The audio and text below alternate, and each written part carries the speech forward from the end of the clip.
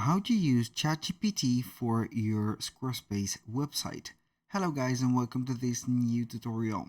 In today's video I'm going to show you how simple and easy it is to use ChatGPT with your Squarespace website.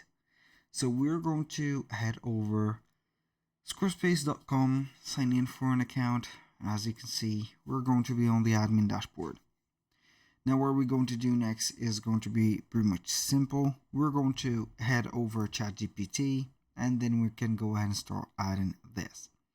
So we have multiple options to use from ChatGPTs, like heading over the website, heading over blogs, click on edit, and then you're going to select your blog. For example, I'm going to exit that, but basically the blog is going to be the blog.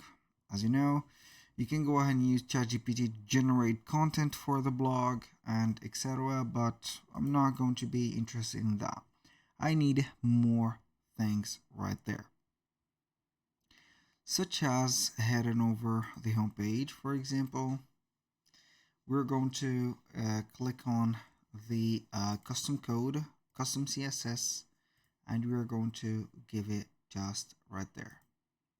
So I'm going to have this block and I want to have like this. I have a Squarespace website and I want a CSS code to make, for example, my text colorful. By the way, I have a ID for the block of the text that I want to animate. So we are going to have having the block is much easier. So my text block, and as you can see, color changing, no gradient. This is gradient. We are going to copy this code, head over here, paste that. We're going to have at least this one. I would like to have this. As you can see, I have got the help of Find Squarespace ID. You can go ahead and head over Google, type in a Squarespace ID Finder. It is going to be an extension. Download it and you're going to find it here.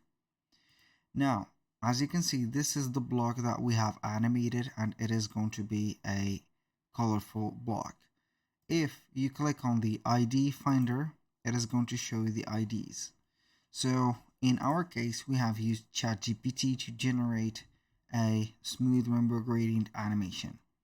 You can use a color changing text only like this, and we're going to make it like that.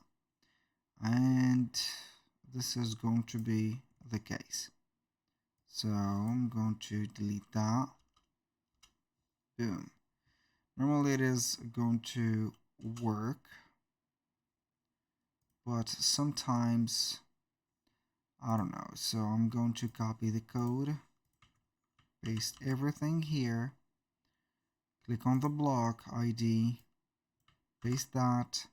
Normally it is going to change the color and also animation.